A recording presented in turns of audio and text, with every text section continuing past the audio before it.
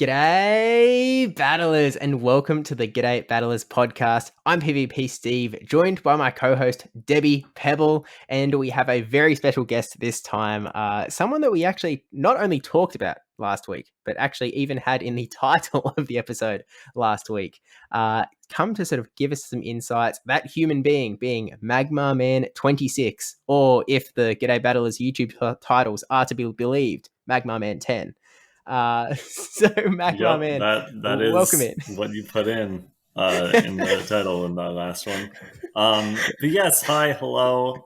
It's awesome to be here.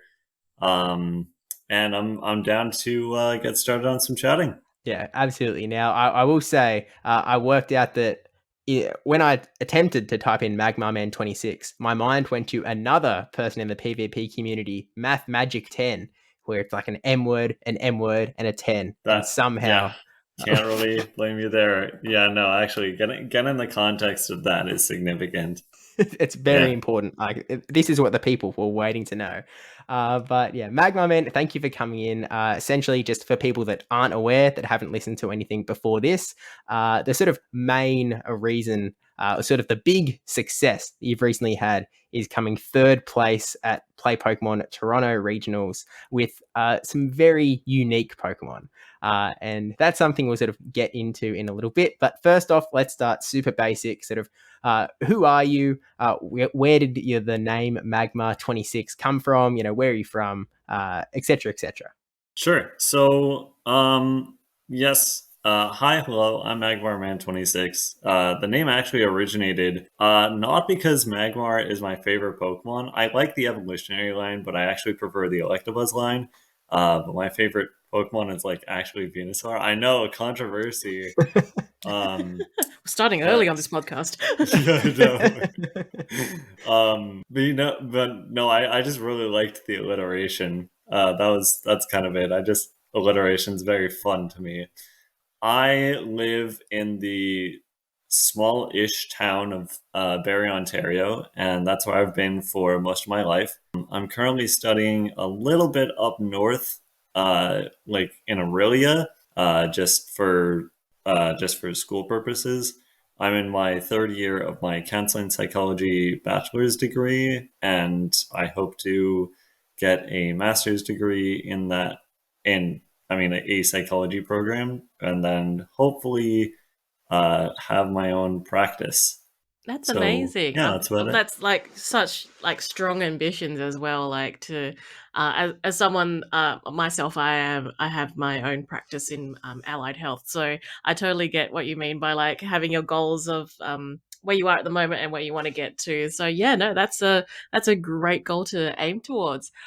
Bringing back to Pokemon Go. So when did you start playing Pokemon Go? Or you someone that's the 2016 in that phase, or did you come in a little bit later? So I started back in 2016, but I didn't have there were two parts. Number one, my phone was it was a really bad Microsoft 2011 brick phone that could barely run apps. So I had to download the app on my iPad, and I was very limited in how I could play because I got because I didn't have a data plan, and so I kind of just didn't play for 3 years. Outside of when I was in France for a student exchange program back in 2017. And then I restarted in July, August of 2019, when some kids in my summer school class were spoofing to do Rayquaza raids in Japan. And I was like, wait, I have a phone, I have a data plan now. I can play the game. The penny dropped. Yeah, no, honestly, that's how it worked. So I still had the same phone, but I just hotspotted my iPad, and that's how I got back into the game. There we go. I love that story. And did you start doing PvP when it first came out, or did you, delve into some more like grassroots levels of like playing with friends or into a Sylph tournament? So I got introduced to Sylph stuff in the September of 2019. I'm pretty sure it was during like As Elf Raid Hour or something. I'm pretty sure that was what was going on. So yeah, I did that. So I started in Sinister Cup, which was the October 2019 Cup, and I got absolutely bodied. Like there was it was miserable. I had no idea because I didn't have any like real competitive Pokemon experience, like going into it outside of like Pokemon Showdown, Smogon, competitive singles. My only like real tournaments like experience that I had was like Super Smash Bros. Tournaments. And I mean, I'm like okay at the game. But then in between Sinister Cup and Ferocious Cup, I spent a good chunk of my free time kind of learning everything about like Go PvP, like kind of energy management, like why certain fast moves are better than others, etc., etc.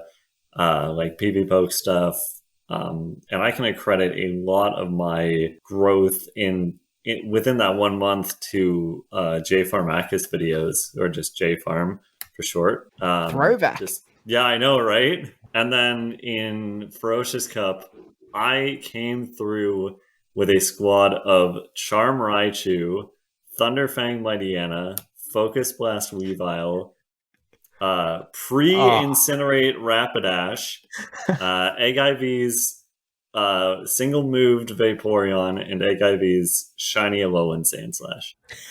And I went 2-2 in that tournament, and I'm very proud of that team. That's Rightfully amazing. so. That you're talking Steve's language now. Yeah, this is very much just speaking straight to my heart. This is what PvP can really be about. I did land some Okos on an Umbreon. I did get one Umbreon Oko with that Focus Blast. I'm very proud of that. I hate that beautiful. Pokemon. It does definitely sort of squash the dreams of some of the less meta Pokemon in many senses. But I guess just carrying on, sort of like you started in with the Sylph Arena. I sort of play a few metas, learn some stuff as you go. How has that sort of progressed when it sort of came up to the play Pokemon season? So obviously, Sylph carries on. They introduce factions. Like, did you sort of get into the sort of team format of it all as well? I got into factions in Cycle 2 when my good buddy Mr. Babushka introduced or like got a spot onto Deoxys Albertiform and suggested them to me. I was initially going to participate in a school faction, but unfortunately we weren't able to get enough people interested in that because finding Pokemon Go players in college can be a bit rough. So I joined Deoxys Albertiform. I've been a part of the team since then. And I've had a fairly good run with them. I didn't get any 3-0s, but I limited the amount of times that I got 0-3'd to a healthy minimum, I would argue. And I've been able to run my silly little off-meta Pokemon. One of my favorites that I've run actually was like Watergun Lapras in what was that cup? It was the one where it was like Lorelei, Bruno, Agatha, Lance slots, and then 2 wildcard slots. Yes. It's it's on the tip of Vanguard. my tongue. That's what it was. It's Vanguard. That actually, like, I'm sort of just going back into the memory banks. That sounds like it would have some decent level of play. And I'm assuming you went like, Surf, Ice, or Skull Bash? Yeah, no, I went to Ice Beam. Yeah, okay. Ice Beam actually. So I learned that you actually don't like Noctowl is a tougher matchup without Ice Beam, and Water Gun's just so much more. It's so much nicer. Like it's so much more flexible compared to Ice Shard. And I was trying to cook with it for Toronto actually. I was unsuccessful in finding a team of 6 that didn't feature like a ton of meta picks, but I think if I had a couple other Pokemon built, then maybe I could do something with it because I don't have a Deoxys built. I feel like that'd be a really nice partner for it. Yeah, just something to keep in mind for the future, I guess. Keep in the kitchen, ready to be cooked with. But, as you've sort of made very clear, you're very much a person that is sort of in with the spice. You love playing with things that are a little bit off meta. And that sort of brings us to, I guess, your first brush with success on the Play Pokemon circuit, that being last year's Toronto Regionals. So in last season, back at Toronto again, you came in with, I think one Pokemon in particular definitely sort of picked up some attention. So do you sort of want to briefly bring us through to, I guess, what you brought and how it went back then? All right, so I'll try to go into like more meta to less meta, like as it goes. So I had Metacham on my team. Yes, I have run Metacham in the past. Please don't sue. Um, Oh my gosh. and then This guy. I know, I'm a bad person. I had Diggersby on the team, and then Shadow Venusaur, and then Mantine. Is Aurora spicier than a Alolan Raichu? That's kind of tough. Oh, But those were that. the last two members, anyways. Um, I settled on Alolan Raichu because I've had a ton of experience and success with it throughout throughout my Sylph days. It's probably my favorite Pokemon to run. Whenever whenever I'm able to run it, it is just so powerful. Oh, it's so fun. And then it was the perfect time to actually run it because if you remember, and most of you will probably remember, that was Toronto, Stuttgart, and there was an Oceania regional that Yeah, happened. Brisbane. Yeah, and it was Brisbane. That happened within the move update, like just after the move update. It was Poison Fang nerf, Charm nerf, and Wing Attack buff. Now, you'll notice there specifically, Poison Fang nerf meant Nidoqueen nerf, which means we weren't going to see that. Charm nerf meant less overall fast move damage, which is significant for a frail Pokemon like Alolan Raichu. And Wing Attack buff. More flyers, electric beats, flying. Alolan Raichu goes crazy. So that was a hard meta call. And then I kind of built around that with like the rest of my team. I figured Mantine was going to be a crazy pick, but I think it had some merit. And then Shadow Venusaur has that extra oomph that I really needed on the team. And then I had Aurorus because that got Meteor Beam in that patch, and I wanted to use it. And then I rounded things out with Diggersby, which I had a lot of fun running in the past, and then Metacham, because that was a pretty recent build, honestly. I built it for helping one of my factions mates with scrimming. I didn't even build it for like GBL purposes. But I had gotten some experience with it, and it was fine, so I decided to bring it. I love how you just like it was fine. I made a Medicham. Yeah, I know. Yeah, I caved to the meta cause of it all. Yeah, but pretty I much. do think overall, even though it had Metacham on it, you've still built a team that would very much be called spicy. And so I think you've done all right. And you ended up sort of finishing up in the top 12, which is Yeah. a cracker of a performance. I could have gone further. I had some really bad misplays against Wadaj and Jay Branzy. Not that they played bad; they played absolutely amazingly. But had I cleaned up my gameplay, then I think I honestly could have made top 8. But it is what it is. Look, every game is a learning experience. We have to build all of these losses to sort of build our wins at the same time. So there's always going to be some days that go a little bit better than others. But I still think that top 12 is seriously an awesome showing, especially sort of running that team. Now, this is something that we were talking about briefly before the podcast, but I think that in general, there's a lot of attention paid sort of at the end of a tournament to the people who win the sort of, because obviously they've just qualified for the World Championships. They're sort of, we're going to see them again in Yokohama, Japan, and sort of everyone wants to know how they built that team. But and everyone not a lot wants of to cover attention. their teams too. Yeah, no, exactly. That's true. It's like, well, this succeeded for this person, so I'll just use it for mine. Like you tend to not see a lot of people focus sort of down the list a little bit, somewhat because it's like, well, the team that won obviously succeeded harder, so that's the team I copy. When you sort of like, I feel like a lot of people don't get a lot of insight into how to actually approach building these sort of potentially off meta teams. I mean, obviously, like team building is a skill that a lot of people are sort of needing to get better at as time goes on.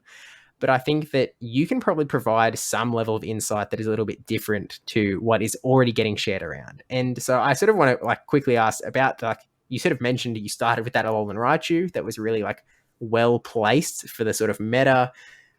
With respect to the, like, we only had a couple of days notice, like we got very late notice for what the move updates were actually going to be, and it's essentially went straight into the weekend with very little time to prepare.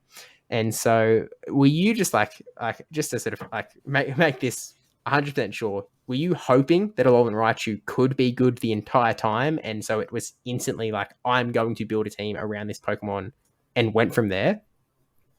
Yeah,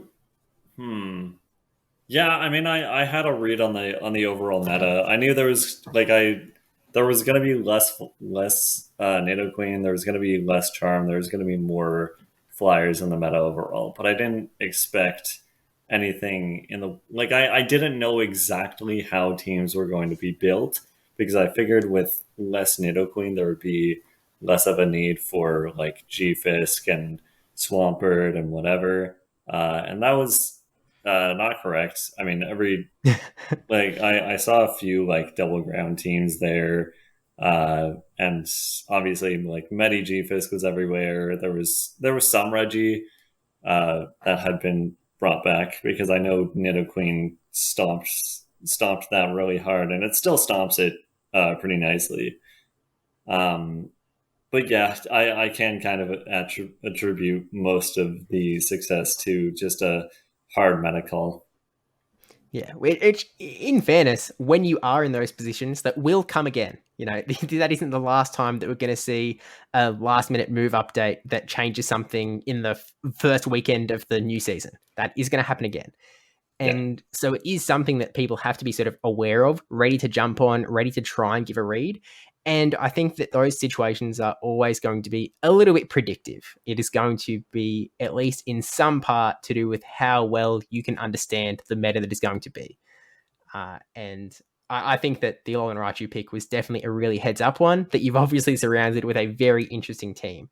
Now, obviously, like, this is talking about something that happened almost a year ago now. So let's sort of come a little bit more recent to the tournament that's just happened, that you had even more success at, that being Toronto yet again. And, you know, you can argue about whether it's the 2023 Toronto tournament or the 2024 Toronto tournament, because it's in the calendar year 2023. It's in the 2024 season. Let's just call it Toronto, because it was the second tournament that's happened in Toronto for the Play Pokemon circuit. Perfect. So Toronto. We didn't actually mention what your team was earlier on. So do you want to sort of give everyone who isn't already aware, again, we talked about it a little bit last week, what your team of 6 actually was coming into this tournament? And then we can sort of go into some insights about how you actually put this team together. Yeah, so I'll try and go again from most to least meta. So Shadow Swampert was the start, and then there was Registeel, there was Shadow Kanto Ninetales, there was Mantine again, there was Lurantis, and then there was a Mulga. Which, I think we saw a Lurantis on a top 8 team a little bit earlier in the season. Mulga is not one that has received as much attention. No, certainly not. ever.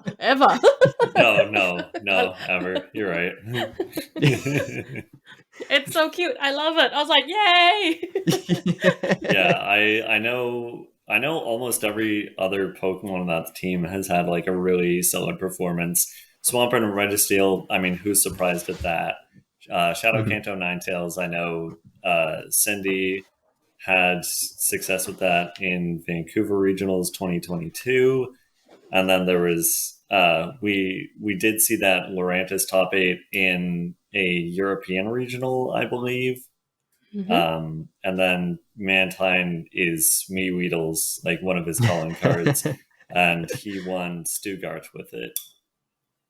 And That's right. then That's right. Imolga has seen absolutely nothing because I mean, who builds with Imolga? Well, I know one man in particular. Yeah, I So guess so. You know what? I'm seeing this trend though. For I know that your favorite was Venusaur. You know, we talked about the origins of your name, but I'm seeing this trend of electric types now coming through. So maybe to Roto So 3, we might see something else there. the thing about electric rodents is that when I almost top got Toronto in the 2022-2023 season, I started this really dumb thing with Ryan Swag on Twitter called Rodent Gang, where that was focused on like electric rodents who were able to like beat Registeel because that was just a kind of funny thing. And then Nighttime Clasher made his Togedemaru like a little bit like kind of famous, and I was like, you know what? Yeah, we can include that too. Um, and then he dropped it. He dropped it for like these Oh, super meta teams, and he's made a couple top Oh, eights. this So like, you know guy. what? This Well guy. played. Well played to him. But I was like, and I'll pull up the DM too. I'm gonna expose this guy right here, right Oh, now. wow. he's brought Let me receipts pull to up the that podcast. DM real fast. Like he was chatting in the Play Pokemon Event Coordination Discord server. Which if you're not a part of that server and you want to attend regionals, get into that server because it's really solid for coordination and everything. Um, but yeah, anyways, Nighttime Clasher, he was chatting in there, and I was like, "Hey, you should give Togedemaru one last ride." And this guy says he don't deserve it, and then Oh, showed off that he was gonna run for Toronto. And wow. I was like, I can't believe I once welcomed you into Rodent Gang. Quickest exit of all time. And look, you're right. He has performed incredibly well in the last Yeah, couple of no, regionals. he's like almost. I think he's one of the main leaders of championship points right now. I don't know, I don't know specifics, but he's up there. He's up there for sure. Yeah, definitely. But it would be a lot cooler if part of your world championship qualifying journey did include one particular electric rodent. But hey, I God. will say, this year's World Championships are in Honolulu, and all I'm saying is that Togedemaru debuted in the Alola region, and Hawaii is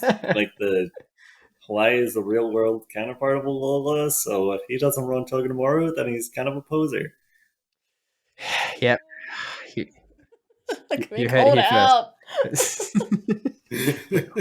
we here to end This is friendships all in good today. fun, by the way. If he has any issues with this, then I'm sorry. I apologize. Okay, but also run it next time, or you're a coward. Let's just put that on the record real quick. Yeah. So is the title of this podcast "Nighttime Clasher is a Coward"?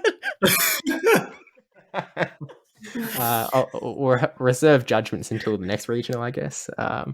But Yeah. He's going to Santa. I think he's going to LAIC and he's going to San Antonio. So, and he did say that he was inspired by my Emolga performance and he would run Togedemaru, I think, more often. I don't know if he's going to run it at LAIC. That would be a kind of questionable decision in my personal opinion. but I Even from think you. I think he has been inspired.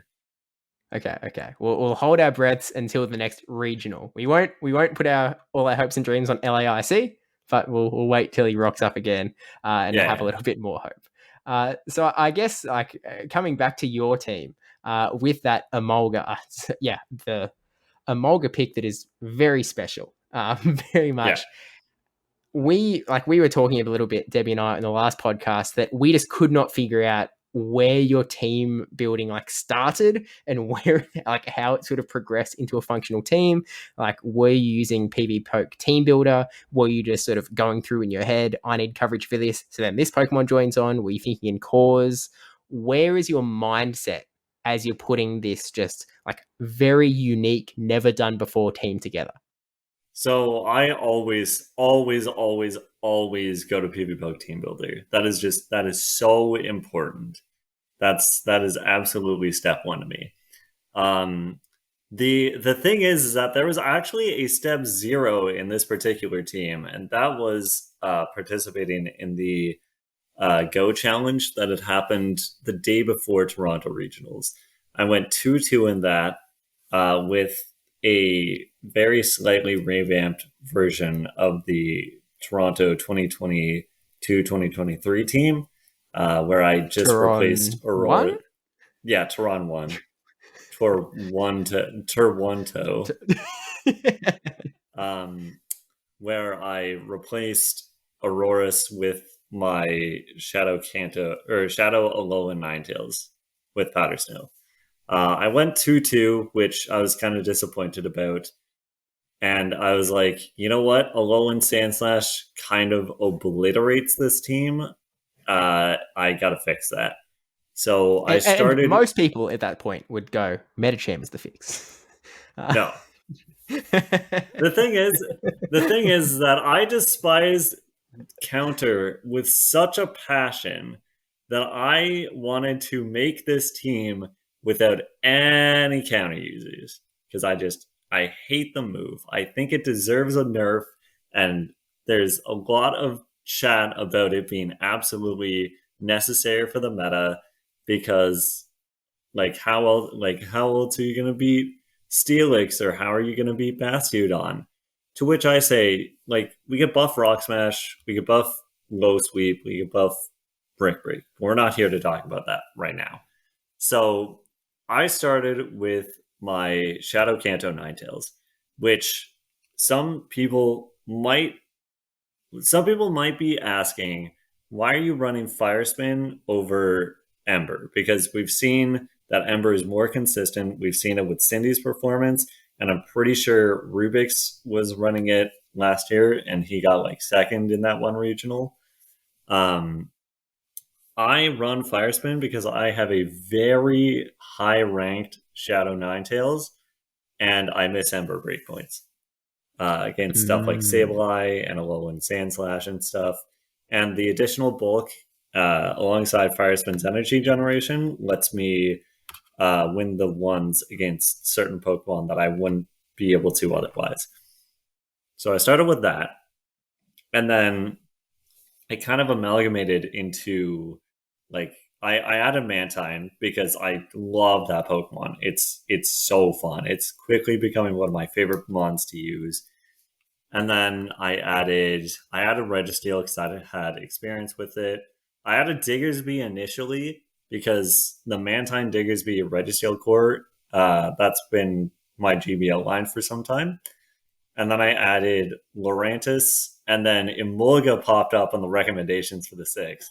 And I'm like, why not? I have a rank 1. I have the rank 1. It was a wild spawn. It was a home spawn at 2 o'clock in the morning. And that happened before Lunar Cup. And I actually went crazy. It actually went crazy in Lunar Cup. But I added it on, and then I replaced Diggersby with Shadow Swampert because I had some issues against some fighters. Like Shadow Machamp, for example, would have rocked my stuff, even though that doesn't exist anymore. I just wanted to cover all my bases. So that's how I came up with the team. It started with Shadow Ninetales, then Mantine, then Registeel, then Lurantis, then Emolga, and then Shadow Swampert replace Tiggersby at the end. Yeah, and I think that makes a lot of sense. Now, in saying that, I do think that some people still may question the decision to start the team building process at Shadow Kanto Ninetales, but like as you've said, it's definitely a Pokemon that's proved itself. It's actually really interesting how you've approached the Ninetales limitation on your front, where you have a Ninetales that you like to use, but it just doesn't reach those breakpoints. Oh, yeah, reach the breakpoints on the one move, which has influenced your decision to go to the other move.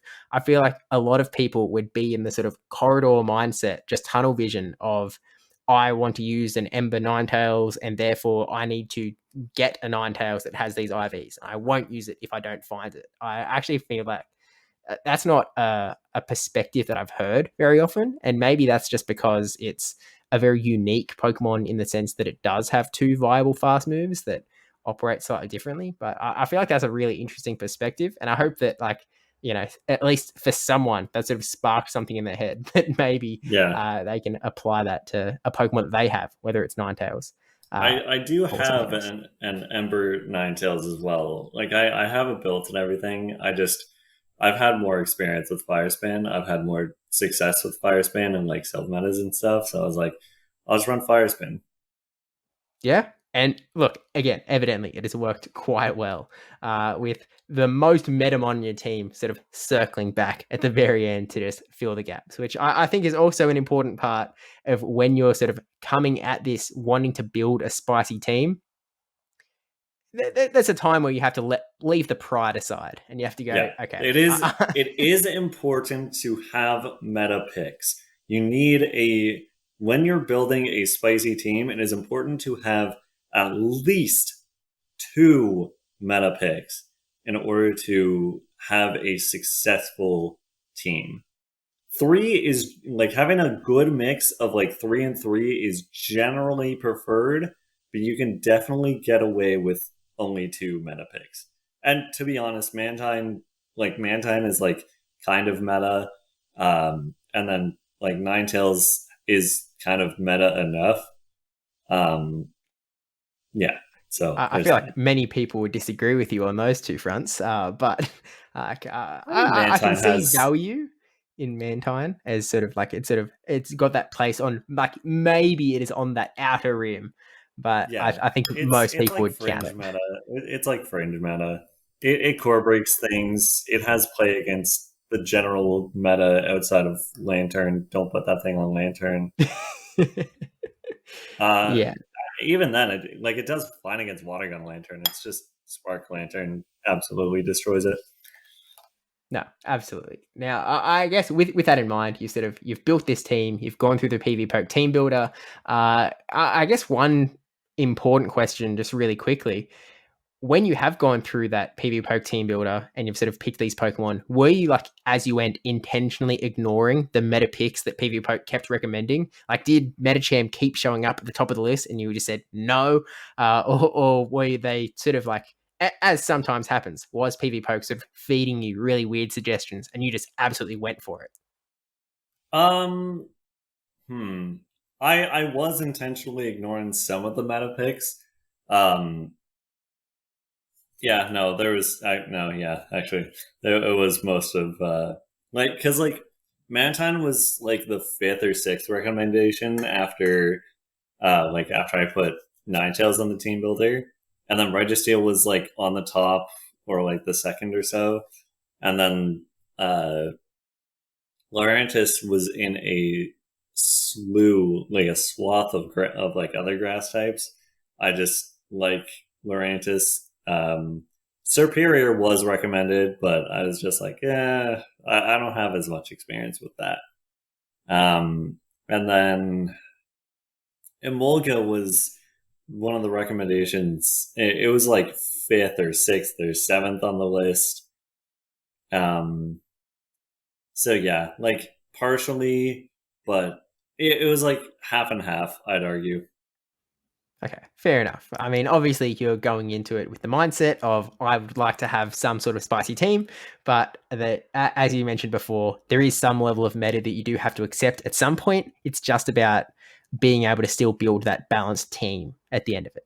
have something that will still actually work going into the meta. So I guess with that in mind, like that's the team. So we can talk a little bit about the sort of like we don't have to go in too much detail, just as much detail as you want, really. But talking about the games within the tournament. So like you've built this team sort of last minute. You had one team yesterday that didn't work so well. New day comes, you build a sort of new variation of the team. Like, did you get any practice in at all going into the tournament, or were you going in fresh and like, where were your expectations at going in? So I'm going to preface by saying that I built this team at 3 o'clock in the morning. Yup. You don't need sleep, kids. But yeah, That's the no. lesson. So I had absolutely no scrims going into it. I very rarely scrim, so it was pretty standard at that. Like it was fairly standard for me. I was hoping to match or surpass my run from Tour 1 to and round 1 I got a bye, which I was kind of disappointed in because I wanted to like kind of get into games and see like the mons that would work and the ones that wouldn't. But it was fine. Like I enjoyed the extra break. I did rockets. I did some raids. I got a 15, 14, 14 Shadow Litwick at one of the raids from one of the gyms at the convention centers. That was fun. Oh, thank you. So time well spent is what I'm hearing. Yeah, really.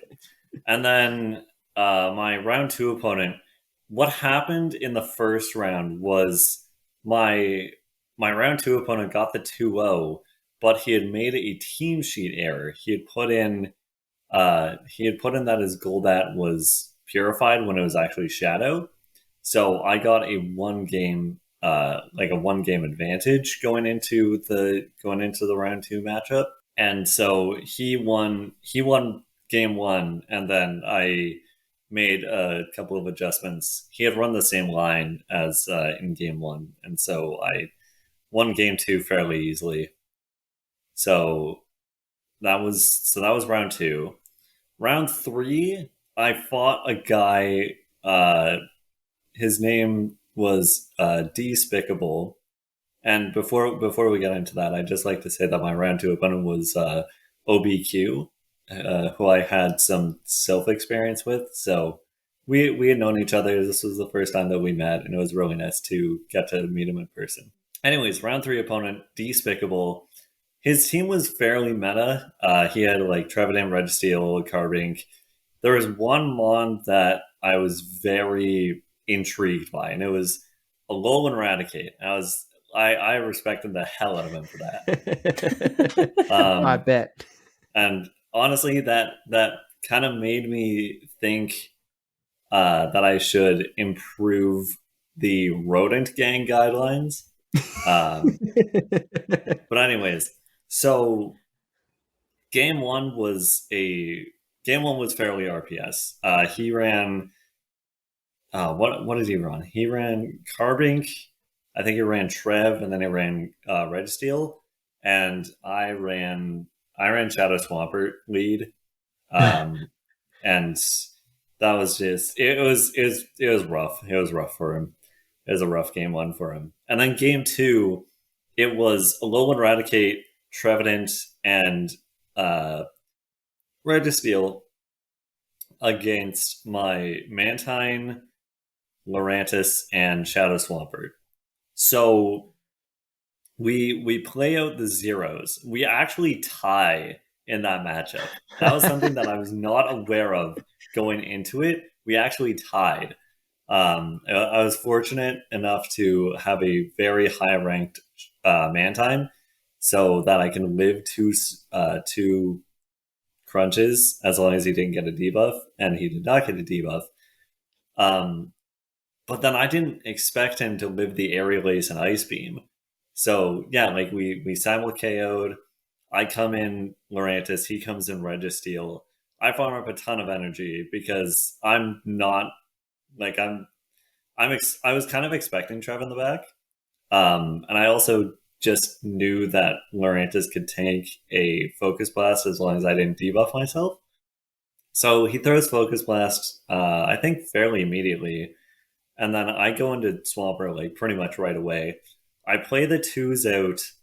Like he goes into Trev, and I play the twos out until I'm able to switch, and then I snipe with Leaf Blade from Lurantis, and then I get 2 superpowers off to kill the Registeel. So that was round 3. But still, like, huge respect to the guy for not only like running a low eradicate, but like actually bringing it to a game. That was a really fun a fun game. It wasn't bench pressure at all.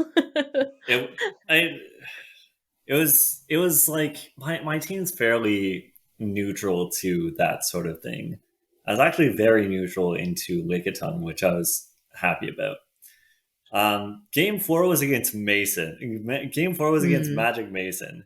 And I'm thinking, like, oh god, I'm gonna get wiped here.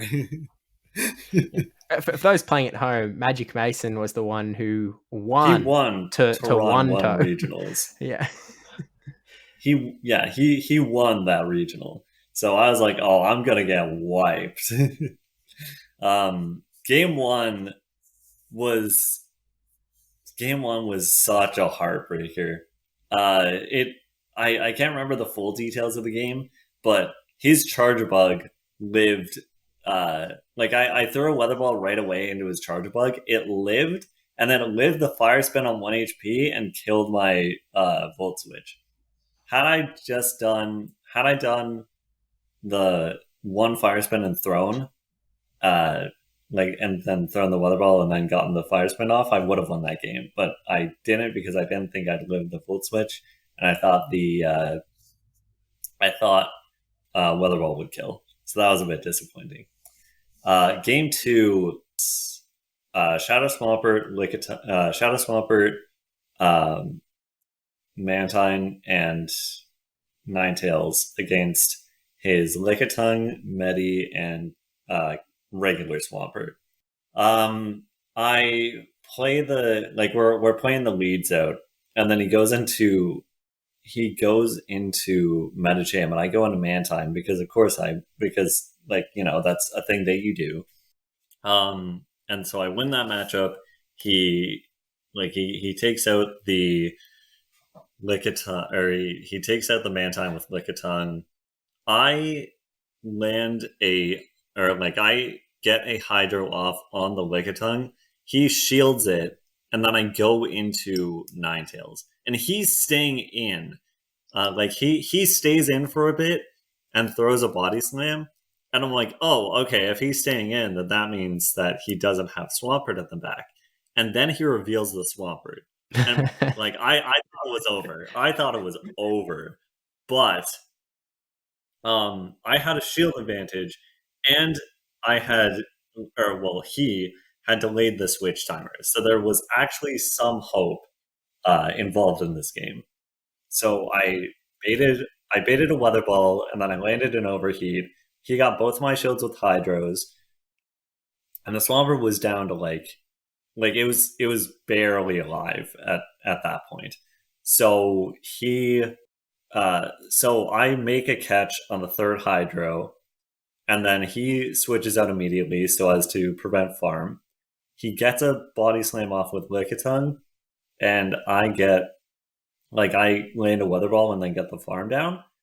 And my Ninetales is on 5 HP. And I thought the Mud Shot was gonna kill, but it didn't, and I got the Fire Spin down on 1 HP. So it was kind of like karma, revenge making up for that game 1. And then game you can 3, do that, so can I. Yeah, really. And then game 3 was Lurantis, Swampert, Ninetales into Swampert, Lickitung, Charjabug. And that one was just kind of a wipe for him, unfortunately. I got both of his shields. He switches out immediately, and I get both shields with Lurantis before going into Ninetales. And we all know how Shadow Swampert does with A2 shield advantage when there's no grass types.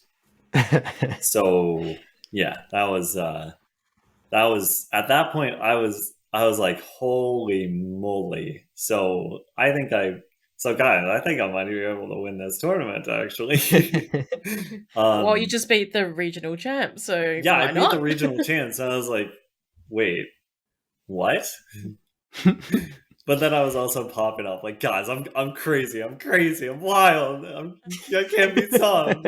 It's your And then time. I go on stage with Rise for winners finals, and I don't know how many of the listeners have been had been paying attention to that match, but for those who weren't, I can go through them real quick. So Yeah. game one was Ninetales, Swampert, Mantine into Mandibuzz. Yeah, But luckily we have the ability to fact check this particular round. Someone's put it on the interwebs to have permanent evidence. Yeah, no, I'm glad this one was streamed. Go day one. Oh, I mean, I bet you are. Mm-hmm. Oh, okay, it was Lantern. That's right. It was okay. Yeah. So it was Ninetales, Swampert, Lurantis versus Manabuzz, Sableye, Lantern. So I lead. Yeah. So I lead off with Ninetales. I got both shields down. I take a shield advantage, and he takes switch advantage. I go into Shadow Swampert. I land a Hydro Cannon, and then I unintentionally catch a I was just trying to farm down at this point. So I went into Lurantis, but he threw an aerial ace, so I had to take that. Mm-hmm. And then he goes into Sableye, and then I just take my Leaf Blade damage and go down. And then I kill the Swampert with Hydro Cannon. And I was very close to the second Hydro Cannon. I was one off, so I was fine with that. And then he comes back in with Mandibuzz. He gets my last shield, and then he was attempting to catch a Hydro with his Lantern. So then I actually farmed past 100 because I wanted to make sure I got all the Mudshot damage I could, because I wasn't completely sure about whether or not Earthquake would one-shot Lantern. It did, and then I got one more Mudshot, I lived the Snarl, and then I got the Hydro to win game one. And then game two was Swampert, Ninetales, Registeel versus Sableye, Medicham, Mandibuzz. And so how that game went was he let off with Sableye. He got a shield with Foul Play, and I was like, you know what? I'm just gonna go for Earthquake because I thought that he was just gonna take shield advantage. And I don't like Sableye. I think it's a really annoying Pokemon, so I just wanted to get rid of it. And he lets the Earthquake through, which I wasn't surprised about, but apparently the Earthquake surprised him. And then and then he went Medicham, and I just did double Hydro because I wanted to get shield neutrality. Because as we know, Registeel does very well when shields are neutral. So I went in with Ninetales. I tank a Dynamic Punch. He makes a really nice catch with his Mandibuzz as I get to the Weather Ball. But then I'm aware that I can leave the 3 Snarls that it'll take for me to get to the second Weather Ball. So I do that, and then I go into Registeel. And he's trying to stall the Switch Timer out, but I'm able to get the Zap Cannon off, and it kills the Mandibuzz. And then the Medi comes in, and it's shield neutrality, but I farmed up a fair bunch of energy before I threw Zap Cannon at the Mandibuzz. and I made it to the focus blast before he could get rid of my Registeel. And then I played patiently, and I didn't come in with Ninetales until he had fainted my Registeel, and then I had gotten the weather, and then I got the weather ball off, and that was the end of game two. I 2-0'd Rise to Occasion, which I never expected that I'd be able to do.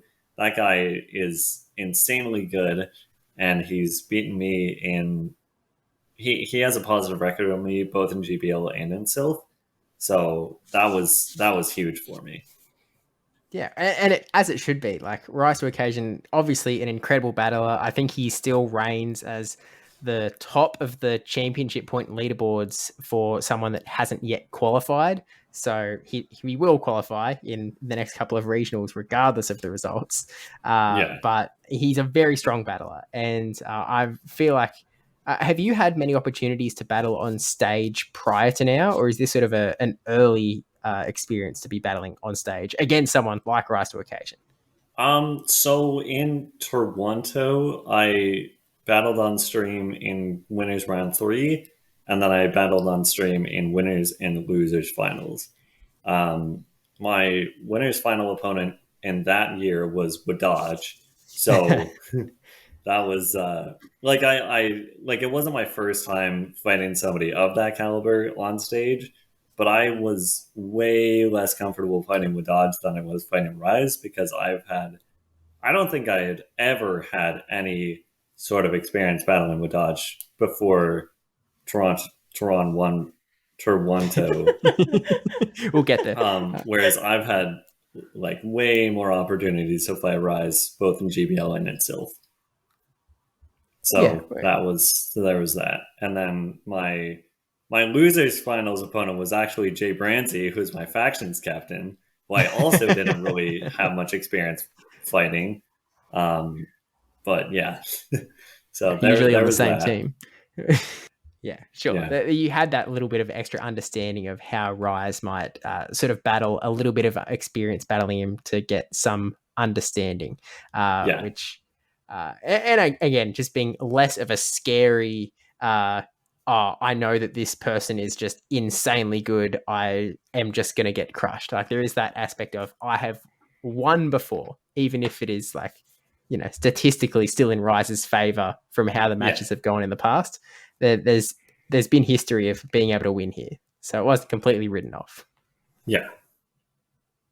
And going into these like against really top opponents, again, coming back to the fact that you've got this very spicy team, it's unproven in some sense. In some sense, it's proven based on the previous 3 rounds. But how do you feel going into these really strong matchups against really strong opponents with a team that purely by the numbers is probably expected to do worse? Like, does that weigh on your mind at all, or is that irrelevant? I've always it and I know Dijon the Dijin was in Tehran One's stream chat when I like at some point, and he was talking about my like performances in Sylph, and he was like, "Yeah, that's just how he team builds. Like he's been near the top of the Sylph leaderboards with these absolutely insane teams, and like so I kind of downplay my skill. I feel like I'm not that good, but I mean performances in Sylph outside of factions and also just general play Pokemon like regionals. We're not going to talk about NAIC. Um, uh, but yeah, no, like my overall performances are like I like I'm good at the game.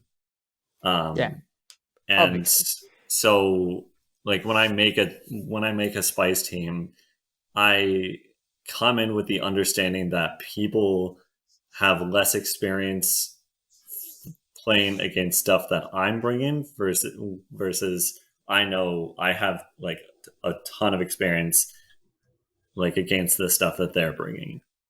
Mm-hmm. So Yeah, that's kind of how I go in it. For any Smash Bros. Fans out there, I could like it. The comparison could probably be made to a to a player called Axe who plays Pikachu, who is fairly high rated, who is like good, which is like a good character, but not like the top of the meta, and he performs well with it. So yeah, that comparison could be made, although I'm not nearly as good as Axe is. Let's get that straight. That But guy, the Pokemon references fit in, so yes, it exactly. all cycles back around. But I think it's actually an incredibly good point and it's probably one of like the biggest wins when it comes to having a spicy team is that your opponent does have less experience.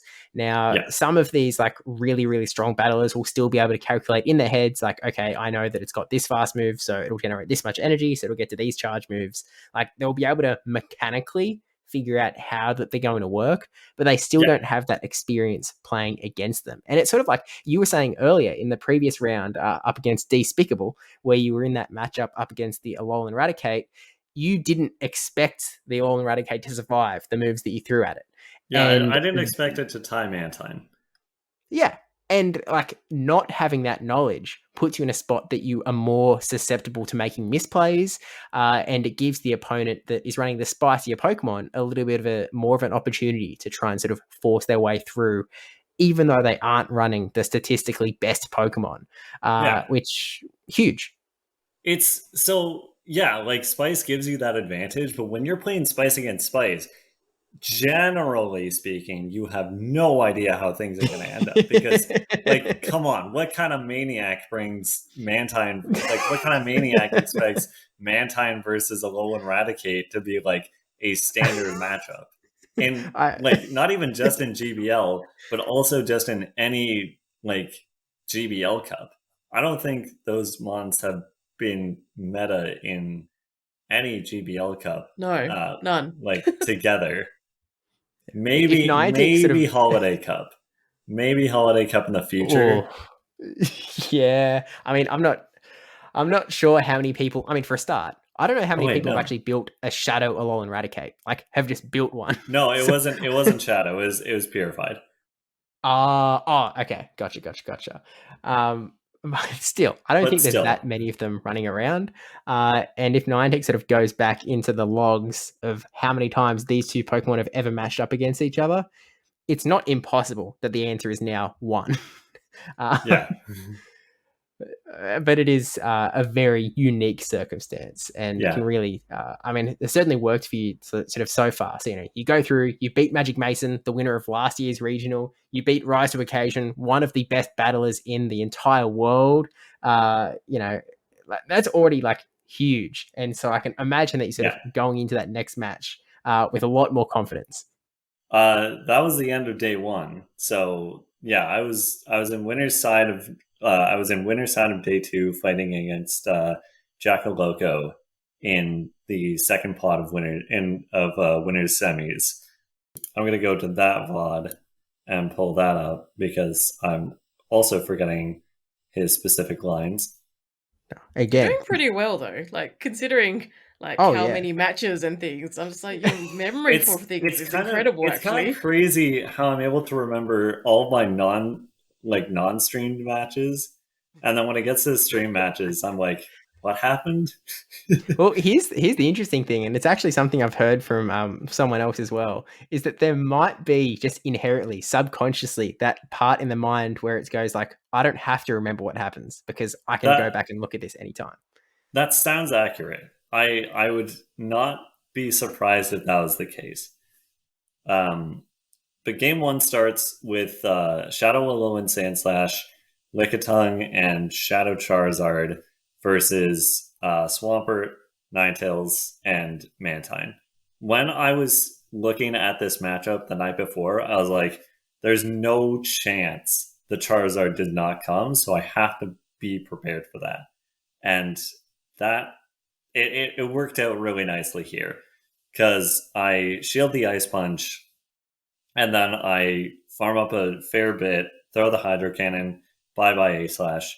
Lickitung comes in, I lane two Hydro Cannons. That thing is nearly dead, which was crazy to me. And then he throws a Body Slam.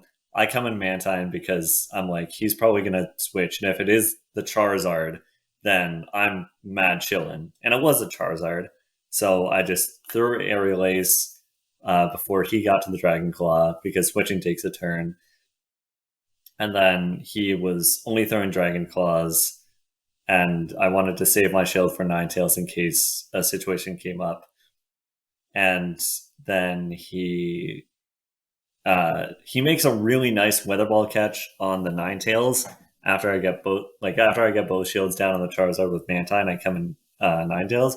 He makes a really nice Weather Ball catch, but I mean Mantine is fairly spammy, so I was fine in that matchup. So I win game 1, and then game 2, Lickitung, A/, Umbreon versus Mantine, Swampert, Ninetales. I just lost the zeros here because I didn't know how well the zeros went for Mantine, but I had a feeling he wasn't going to bring Charizard game 2, or if he was, then Swampert could deal with it, and Ninetales has like some play in that matchup. And then so I lose the zeros. I farm down with Ninetales because I don't want to have to use a shield on Swampert if I can avoid it.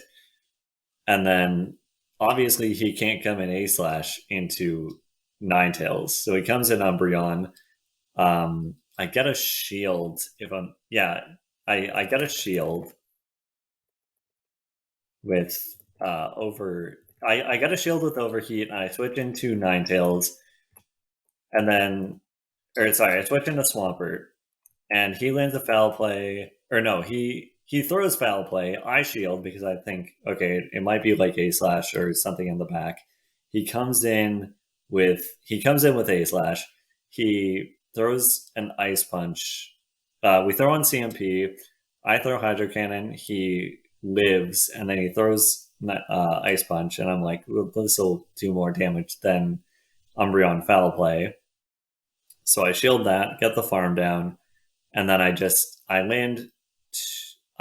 the final shield, and I land a Hydro Cannon. He lands a Last Resort, which nearly takes me out. But my Swampert IVs are fairly decent, so I make it to the last Hydro Cannon to win that game. And then I get officially interviewed by DeFi and AlphaFeed, which is really neat. Yeah, I mean, it's not an experience that many people get to. Obviously, like, you've secured yourself a spot in the top 3 for one. Like, yeah, you're in the winners final. You've done insanely well. Like, all of the attention heading your way. Obviously, you've got all of the attention coming at you sort of after day 1, because people have sort of had time for the Dracoviz graphics have all gone up. All of that. So it's, I mean, how did it feel like being in that spot where you've just in such a unique position because of your performance? It felt incredible. I had, number 1, the Twitter cloud was insane. Number 2, I checked the Dracoviz, like I checked all the Dracoviz stuff from this season, and I am the first person to not run any counter users to make top 8.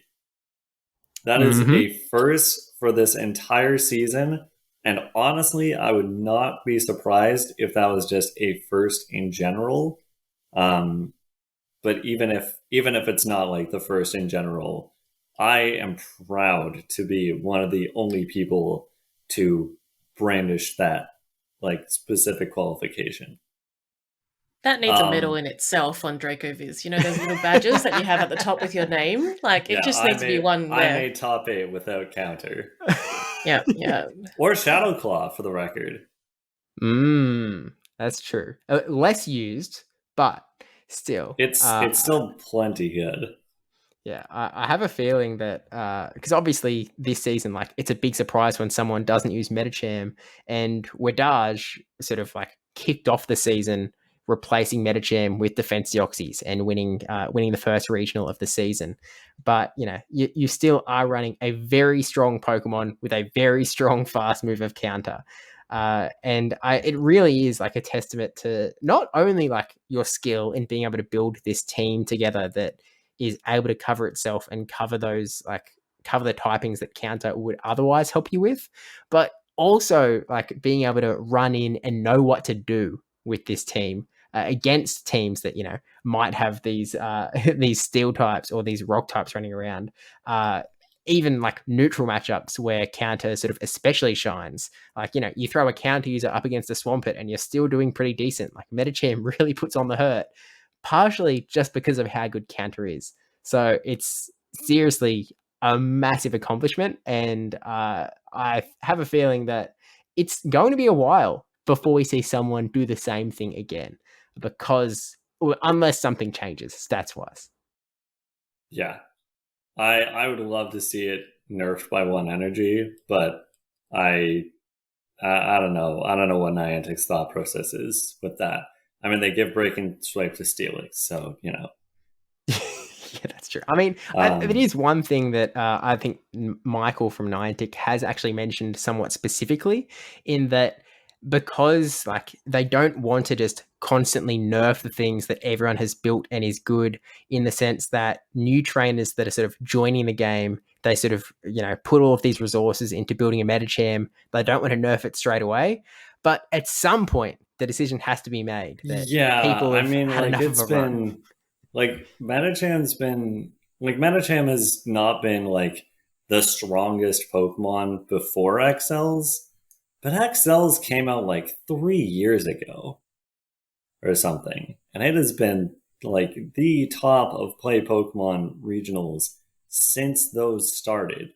I think it's a fair time to nerf it. And no, the psychic nerf does not count. What do you mean? the Yeah, small 5 psychic full nerf. damage. 5 full damage, huh?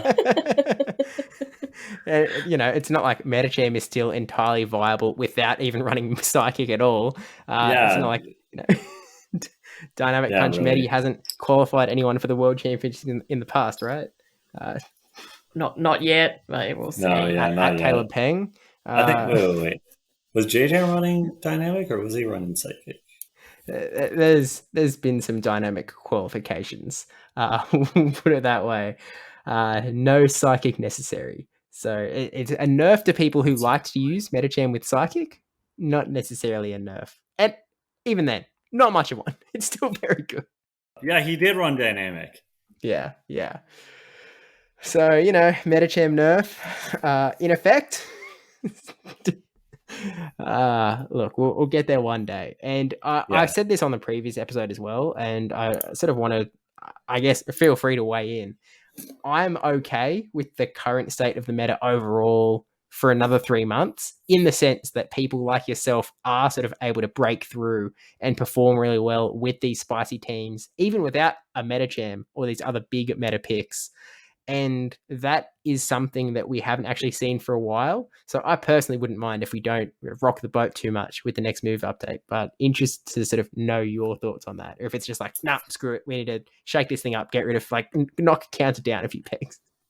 I've always advocated for a counter nerf, but I know that would take, I know the meta changes I know the changes that would have to be made for the fighting type in exchange to that would have to be they'd have to be fairly significant. We'd have to give a lot of those fighters that have counter, they'd have to arguably they might have to unlegacy some moves, specifically Karate Chop on Primeape and Machamp. And they'd have to buff Rock Smash, they'd have to add secondary effects to Low Sweep and Brick Break, because those have secondary effects in the main series games. Brick Break breaks Light Screen and Reflect, as does Psychic Fangs. And Low Sweep is a Bubble Beam clone, except it's 100%, except it's guaranteed to drop speed. So yeah, I don't know. So they could do that, but I know it would take some time. So I think maybe adding the fighting buffs this patch without nerfing counter, and then seeing if that makes any significant changes. And then if it doesn't, then we nerf counter. I think that's the way to go. Yeah. No, we'll just have to wait and see. Just Yeah. we've got another month of this, and it'll be interesting for the new updates to come through, and hopefully there will be updates. Unlike the previous time when Well, Michael was on paternity. Cloudsire's coming to. I mean, for you guys, it's today. I'm pretty sure for one of you, I think it's happening right now. Yeah, look, Paldean Whooper is currently spawning on my end, but I'm currently I've got COVID at the moment, so I'm locked down regardless. So we're Oh not yeah, missing that's out right. on any So big journeys. So as we can see, Steve needs a little bit of help. Like he's got COVID, and his brain's a bit mush at the moment. So we're going to need your help here. Wow. In regards to we've got Brisbane regionals coming up in 3 weeks' time, and Steve's favorite pick is Welmer. So I want to know if you've got some tips or some thoughts on how he can help, or I don't know, make a team out of Welmer for this particular season. If I can make a team, possible. if I can make a team with a Mulligan, I can make a team with Whalmer. But it would be really tough to do so without specific IVs. So right off the hop, Whalmer is weak to Lantern, and it's weak to stuff like Lantern. It's weak to Superior. And it has probably questionable matchups against Lickitung, Medi, Sableye. It probably beats Carbink, Copium. Hey, Heavy Slam thing, does a really good job against Carbink. I mean, it gets Surf, right? It moves out as Water Gun, Body Slam, Surf. Unfortunately, Wailord gets Surf, but Wailmer didn't actually get Surf. So he's got Water Gun, Heavy Slam. Body Slam. That's better. Yeah, Heavy Slam. So Heavy Slam does really well against Carbink, and also really well against Alola Ninetales, but you don't see very many of them these days. I mean, it might make a comeback. Well, maybe. Because Clodsire. Wait, no, it's running Stone Edge. Never mind. Yeah. It only gets worse. I mean, yeah. But yeah, no, Heavy Slam makes it fine against Carbink. So yeah, we're really looking at like grass and electric types for sure, and then Lickitung. So we'd want to start with something that beats electric, beats grass, and has a fair shot at Lickitung. Charger Bug might be a good start because X-Scissor X-Scissor helps against grass types, and it has a fine matchup against Spark Lantern. And if it's Water Gun, it does fine, and Whalmer can do fine. And then Charger Bug has a not bad matchup into it's a more comfortable matchup against Lickitung. I don't think it wins necessarily, but it's a start. Yeah, you start to get the war of attrition going on to break down the big bulky Lickitung. And this is already this is such a, I feel helpful insight into someone who is obviously very good at the team building aspect. Because not anyone could build a team that is so spicy and perform so well as you have. So I really feel just that initial thought process is really important. And also going for thinking of the Charger Bug pick, which is I feel people are actually, I've been hearing a little bit of credit for Charger Bug. Obviously Magic Mason brought it, even in his matchup against you. So it's potentially also on the outer fringe of the meta, just sort of waiting to break in. We will sort of see how it goes, I guess. But I feel that's a really interesting insight. And I think it's sort of something else to sort of go back to something you said earlier, is how you need to have some level of meta on your team. And for those who have been, for the long-time listeners of the G'day Battles podcast are well aware of my top 5 in Sydney regionals with Wailmer and Shadow Alolan Mark. But that was very strongly rounded out by 4 very meta Pokemon of Metacham, Lantern, G-Fisk, and Noctowl. So there's room for spice, but backing it up with those very meta Pokemon definitely helps to sort of give you that coverage, I guess, that really helps out. But I don't know. I feel like, Debbie, I've got the start of a core with this Whalmer charger bug thing. Yeah, I'm hearing it. We'll see it in 3 weeks. I have to ask. I have to ask because I'm not familiar with your performance. How often did you actually bring Wilmer to your games? Well, look, I'll put it this way. Not many. Yeah, I didn't bring it. But I say this like as I was going into Sydney Regionals, I had no time for preparation. I was just like, I made the team right before and I was expecting to lose. I was like, I don't have time to prepare for this regional. Let's have some fun. And I was thinking of a meme pick to bring. I was thinking of Pikachu. I was thinking of Ditto, because even though it's literally impossible to bring a Ditto into PvP, it wasn't yet banned from play Pokemon. It actually is now, unfortunately. But I was like, oh, what meme pick could I bring? And I set it on Whalmer because it's a Pokemon that I'm a big fan of. You know, I've got an emote of it all over the shop. And so I just built a team from there. And it ended up working really solidly in my favor, because a lot of my opponents looked at that Whalmer. They didn't really know how the matchups went, but they were like, oh, that's a bit scary.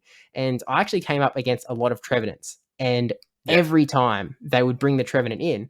And so I would run a line that had Shadow, Alolan Muck, and Noctowl in an ABB fashion, which tackles Trevenant really well. So by having this like meme pick, but at least a little bit respectable meme pick that had some level of neutral play, it actually pushed people to play in a certain way that I could very much capitalize on. And I could claim that this is a strategy that I came up beforehand. I would be lying. It was very much just bench pressure. Bench pressure is important. I actually didn't like if you were paying attention during my day one recap, you'll know that I actually did not bring a Mulga to any of my day one games. And I actually didn't bring it against Jack Loco. I first brought it into JJ in game one against his Metacham. It worked out. And that was a fun set, and I brought him to game 5, and then he called the bait. And then the exact same thing happened with SS Thorns, except he won games 1 and 2, and I adapted, and then he called the bait in game 5. And that bait was actually unnecessary. I actually could have double ice beamed, but you know what? Live and learn. Yeah, exactly. But hey, and that's actually worked out. Dialap in last year, he came into a regional with Water Gun Lantern, but he literally never used his Lantern on day one. This was back when everyone was running Spark. Like there was no hint of Water Gun sort of running around. And then day 2 comes around, he comes onto stream, and he's running Water Gun Lantern, and it just like kicks everyone back with surprise. He goes ahead and like just crushes the regional. Everyone has to sim with it now, because everyone was probably simming with Spark.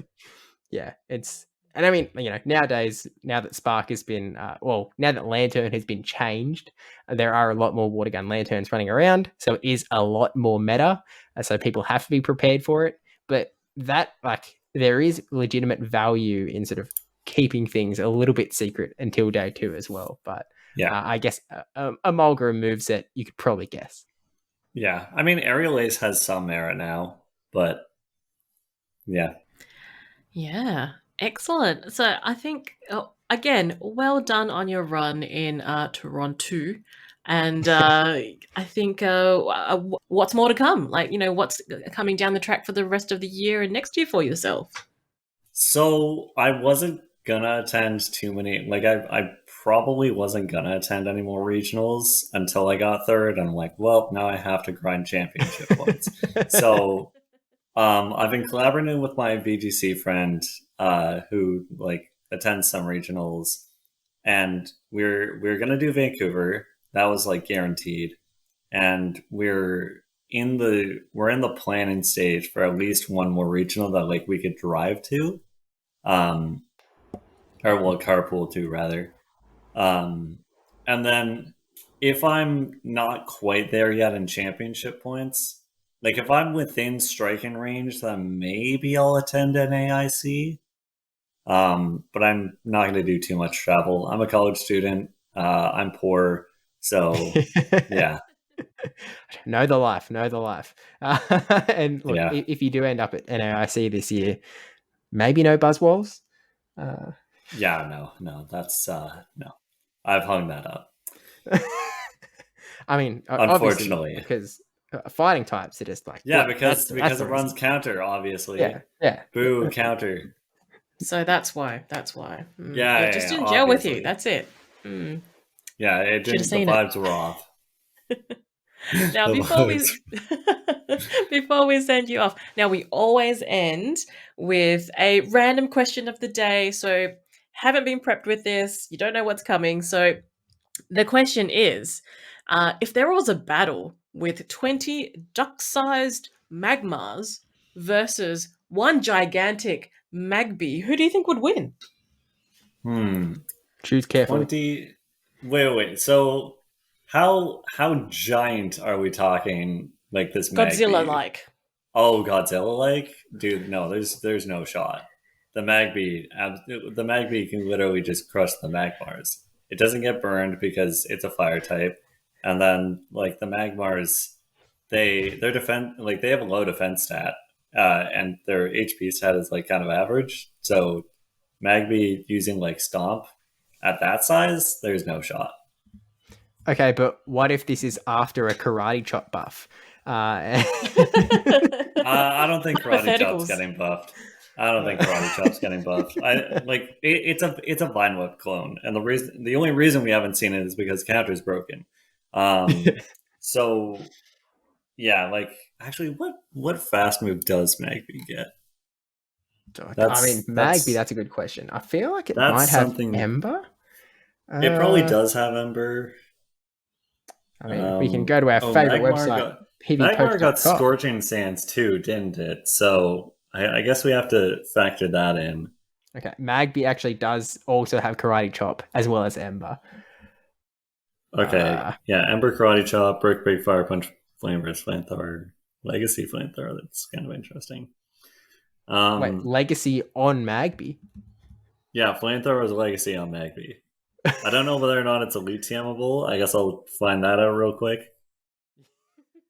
I mean, this is the important information. Like, people might know this. This is what people need to know. This is coming to a Vancouver regional near you. Yeah, really. Yeah. I'm gonna max out my Shundo Magby that I definitely have and bring it to Vancouver. Yeah, Forget the Shadow Kanto Ninetales. Yeah, start off with the Magby. Start off with that and build around it. Yeah, obviously. For the record, you can elite TM Flamethrower, and I do have a 98% Magby sitting here. I don't know, Brisbane? What's it missing? Excel's what it's missing. That's probably true. Okay, yeah, about 240 of them. But then that's walking. You can walk one that. attack stat. That missing attack. That is rough. I mean, it actually maxes out to 1487. So wait, are you serious? With 98%, a 15, 15, 15. Oh no, a Hundo Magby level 50 is 1496. No way. Like perfectly fitting inside that little ball game. Maybe you could best buddy it. Yeah, it might. It probably will just push it over the line. So it was strategic. It was strategic. What's the rank one? The man's cooking. The man's cooking. Oh wait, that's for. I was assuming Scrafty for Ultra League. We know the last time this guy cooked. Let's see. Oh, okay. The rank 1 best buddy is 14, 15, 14. Oh, no. Look, I still think that we're looking pretty good overall. We still get to 1496 with a 14, 15, 15. So that is a really large attack stat. Oh, wait, but you've got to be level 50.5. So, hey, I even save on some XLs. True. That's a win. Anyway, so Brisbane, Chargebug, Magby, and Wailmer. Locked in. Yes. Wait, did you say 14, 15, 14? Yes. I have it. Nice. Now you gotta build it. You gotta build the right ones. Oh, Okay. I better put as my buddy today while I'm playing Community Day. So I can yup. get some candy. Get those buddy hearts, get those XLs. Yeah. Move over, Carbink. Yeah. Oh, Debbie and I will both be running this Magby into what might be a wall of Clodsires later this month. It's fine. It's all fine. We'll round it out with some Shadow Oddish power. It'll be all good. Ooh. But you're with that talking. said, I think that sort of brings us to the end of today. So again, thank you so much, Magmarman26, for coming on and talking to us today about one of the best runs of all time in the Play Pokemon circuit. I mean, we talked earlier about people like to focus on the winners. We've done exactly the same thing here. Absolutely focusing on the winner, as far as my heart's concerned, and I'm sure Debbie's as well. So before we sort of run off into the sunset, though, like, any last words, any shout outs, tell us where people can find you as well to follow your sort of future adventures in Pokemon Go PvP. I'm on Twitter like all the time, at Magmarman26. I used to like I changed my bio up, I changed my profile up like today, so you should be able to find me fairly easily on that. I'm on Discord as well at Magmarman26. I'm on Instagram, which I'll drop. It's Paul the Man Van Am 1. I'm on Snapchat, but I don't use it like at all, so that's not an issue. And you might see me on Twitch soon. You might see me on Twitch soon. Oh, stay tuned. I'll be ready. Yeah. You can also find me even if I don't start streaming. Then like you'll find me on like Dash and Malice streams, it's Axon streams, like just a ton of PvP streams. Yeah, look, get the preemptive follows in on Twitch so that when he does also, potentially follow the homie Night Freeze. That guy is goated. He roomed with me at NISE, and he's overall just a super cool guy. So follow him. They're waiting to join the Rodent Squad, I'm sure. Yes, Rodent Gang. That's very important. Any second now. That people will start flocking to the Rodent Gang. I'm ready. But yeah, thanks. I'm waiting for the apparel, honestly. True. Rodent Gang, like badges, hats. Waiting for it to happen. Yeah. Maybe I'll figure that out and then go to Vancouver with it, hand it out. Love it. That might be fun. It'll be sweet. But yeah, thank you so much for joining us, and thank you everyone out there for listening.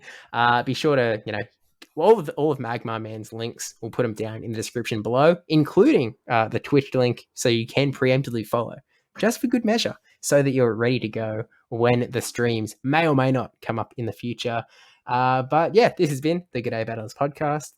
All of the socials are all down there as well. Follow us on the tweeters and the YouTubes, as always. And with that, I think we'll see you in the next one. Bye. Bye.